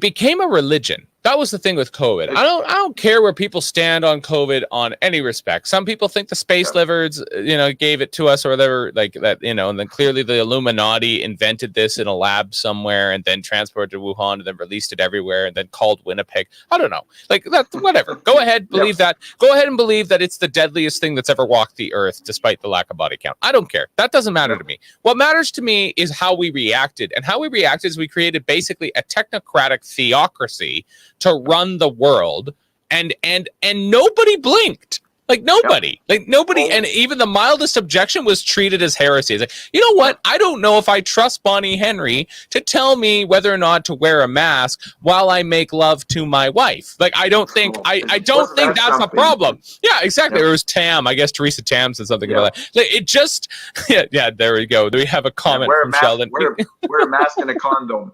Yeah, exactly. Because that's what a committed, loving, socially conserved relationship is like. Anyways, the point being, it doesn't matter what it is. Like these people are getting so far apart at this point, right? It's just like, one group of people is like, well, these are the 10 things you have to do to be a part of hookup culture. And the other group of people is like, I mean, I've only ever hooked up with this person and I had no game before anyways. I'm just happy to be here. Like, it's just, these worlds are getting so divided, but it doesn't matter. The point is that it became a religion. That's the point. Yeah. And I can't understand how this worst religion that I've ever heard of, where we all stay at home and watch our TV and do exactly what the crazy person on the TV tells us to, who is saying it in such well-educated, austere tones, but what they're saying is masks and visors are going to save you, and don't worry, this will save you, and this will save you, and you have to believe me because I have all the information, you don't have the information, but also Costco can be open, the churches can be closed. Don't worry about that pastor we just dragged away. This became a religion. It became a fundamentalist, extremist religion of technocracy. And I don't know how we get out of it. Like, I don't know how we actually descend from here, because a lot of people were just like, you know what? This is fine. It's like, that's okay. I'm okay with that. Yep. That's the scary part is what's the percentage of people that think that this new religion is the way to go. And again, you basically break it down, tyranny of the majority. and the amount of money that the government's given out, those people who want the dignity of work, those people who want to risk themselves and go out, and whether it's go to the restaurant or somewhere else, is they're being scorned, and like, you're going to destroy the world. And this idea that, well, your mask saves you and my mask saves your mask saves me and my mask saves you. I mean, rational thinking is gone. And I keep going back to the 80s. I'm old enough that ulcers was a real problem. I don't know if you know the story of Helicobacter pylori and the discovery of antibiotics, but it changed a multi-billion-dollar world. But I mean, the scorn, and I used to talk about that a lot back in 2000, 2005, because of the censorship and the attack. And it wasn't until 2015 that Dr. Marshall, was recognized with the Nobel Prize for it. And this I don't know, propaganda that central government puts out, and the censorship is, I don't know where it's out either. And I've said to many people that if we don't win in 2023, we won't have a peaceful exit back to normal. If governments remain the same past 2023, peaceful democracy will be over and freedoms will be lost, I feel, in Alberta and Canada, that it becomes a totalitarian state. And we just see it so much, like you say, the pastors, the restaurateurs that are being arrested and being charged and fined. It's just shocking to me. I keep thinking that, like, how can the majority of the people not realize that this is wrong? That they realize that the government can't make us safe, that they don't eliminate that. Why has nobody had the flu? Influenza A and B has been solved because COVID's come along. I mean, the rational thinking is missing. Again, there's no baselines. I mean, for 20 years here in Alberta, our ICUs and our hospital beds have been full and backed up in a waiting list. But yet this year they sensationalized it and shut things down. I think we've lost 10,000 operations here in Alberta. But they've been able to sensationalize it with this woke religious new world to spook people into we need to stay home and hibernate, and that we're bad. We shouldn't be part of society, and we got to wait for Henry or Henshaw to tell us that, well, okay, you've been double vaccinated, but still wear your mask and don't social distance, and don't let the kids go out and do this and that. It truly is mind-boggling to me, Nathan, and it's scary on whether people will wake up and realize that this is just wrong, and we can't impose this ideology on everybody else. At least give those 10 or 20 or 30% who want to be free, let them be free. People who want to isolate and stay home, fine, but don't get taxpayers' money to do that. And the whole system's been turned upside down, and it's very alarming on, like you say, can we and will we climb out of this?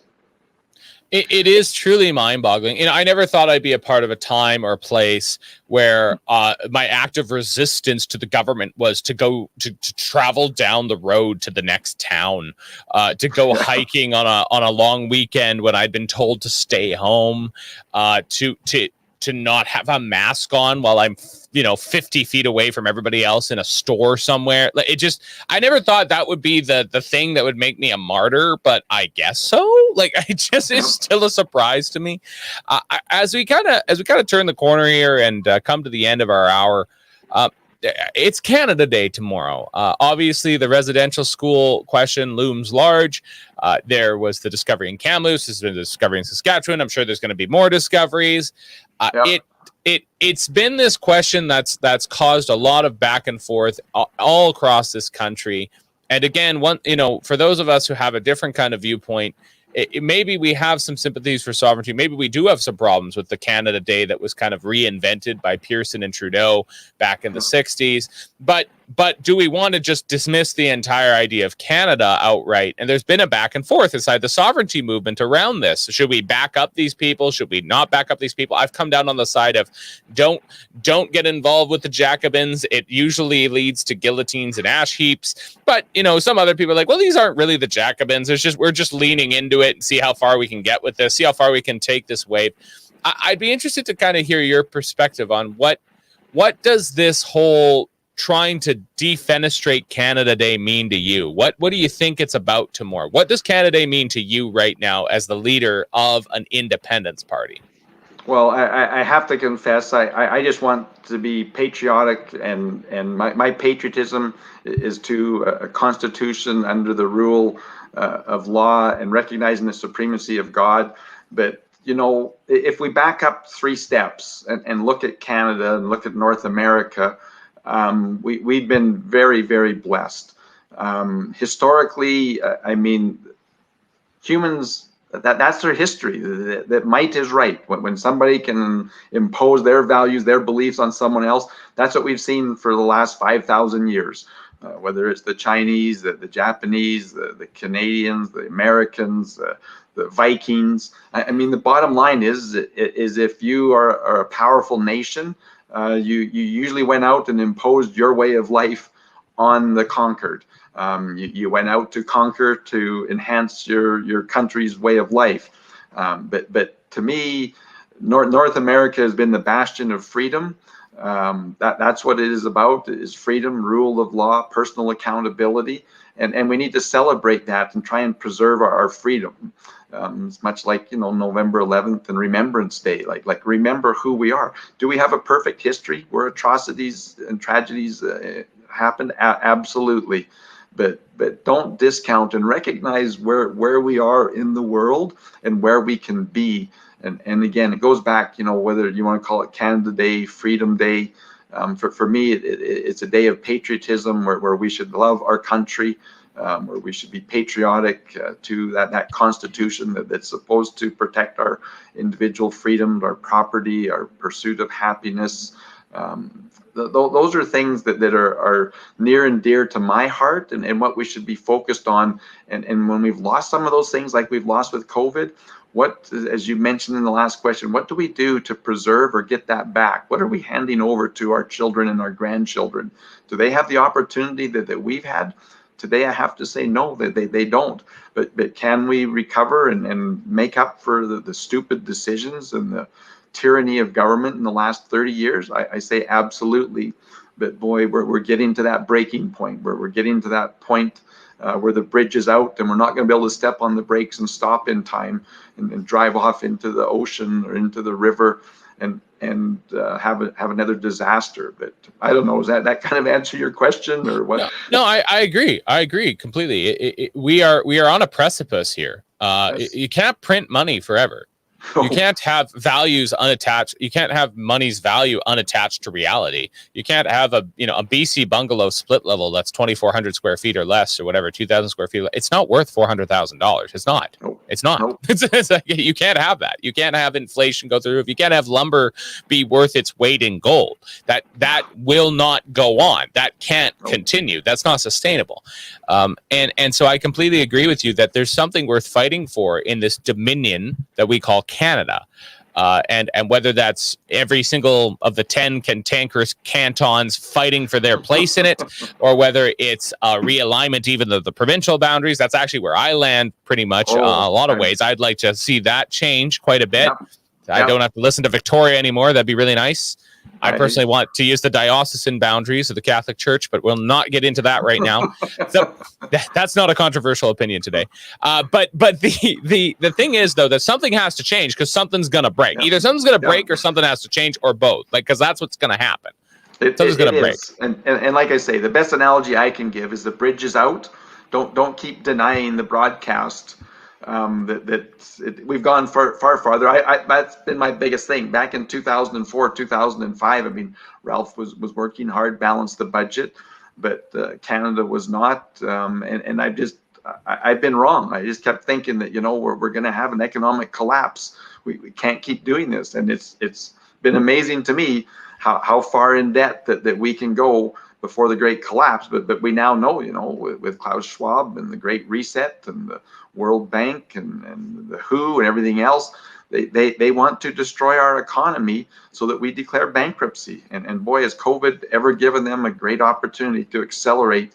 And this is their opportunity, and they've been capitalizing on it very well. And we as Albertans, Canadians, Americans, the free world have listened to this propaganda and drank the fear Kool-Aid that, we're all doomed, we're all finished. We've got to let big government, control our lives and everything in them, and it's to our demise. It's a real problem, scary problem. It absolutely is. Well, that's the end of our hour here. Thank you so much, Paul, for your time with us today. I really hope we get to have you back on the show in the not so distant future. I look forward to it, Nathan. You keep up the good work. You've got great guests, and I just couldn't believe I was following John Robson, someone I just have a great deal of admiration. And here's a historian that boy, he understands history and he understands life, and just a great individual. So I hope you can get John on again, and that I be able to be back as well, because you're doing a great job of bringing on guests that are so meaningful and informative and educational, which is what our problem is that the propaganda that's out there and the fear mongering is just uncontrollable, and we need individuals like yourself that are bringing on these so-called controversial figures and then talking about controversial problems. We've got to open up the wound and look at it and deal with it, and whether it's residential schools or whatever else. Let's learn from history. Let's not erase history and go forward, because we have such a great opportunity here if we'll just put on the brakes and get back to your conservative values and that respect for the individual, their life, their freedom, their property, their pursuit of happiness, and get rid of this centralized authoritarian government, because it's going to be to our demise. Mm-hmm. The government by the people, for the people, and of the people shall not cease to exist from this earth. Yes, 100%. All right. Thank you so much for your time, Paul. Take care. Well, we've come to the end of this episode of Mountain Standard Time. We are not having a episode tomorrow because, of course, that's a stat, and we're going to take that time off. I have actually a lot of things to do for the wedding over the course of this weekend. I'm going to run around like a crazy person. We're having a lot of it having to do with the family farm, so I got to get that stuff ready, and we're about 60 days out as of today, so please pray for that if you're a praying person.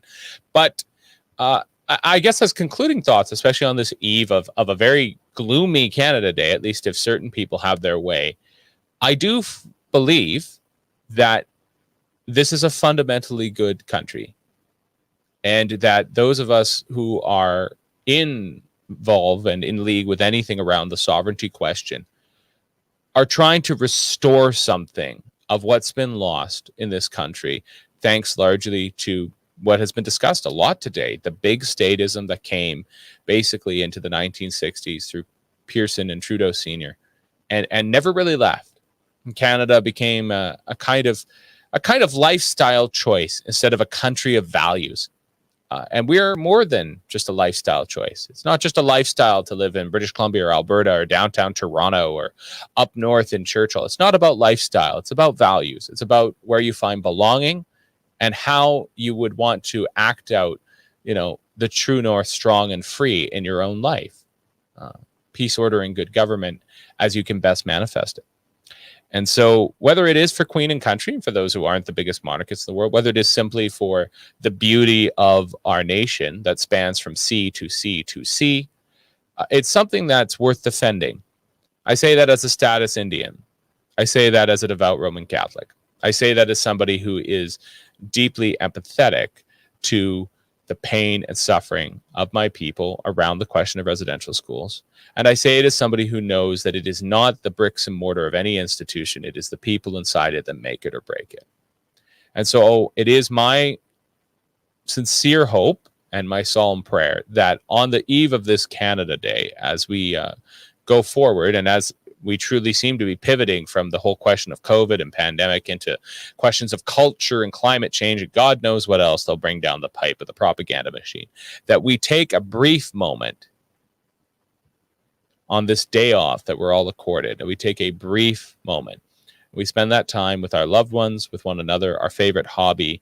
We dwell on what it means to be a part of a country that's been on the right side of history more times than on the wrong side, and has had several people sacrifice and give the ultimate sacrifice for it.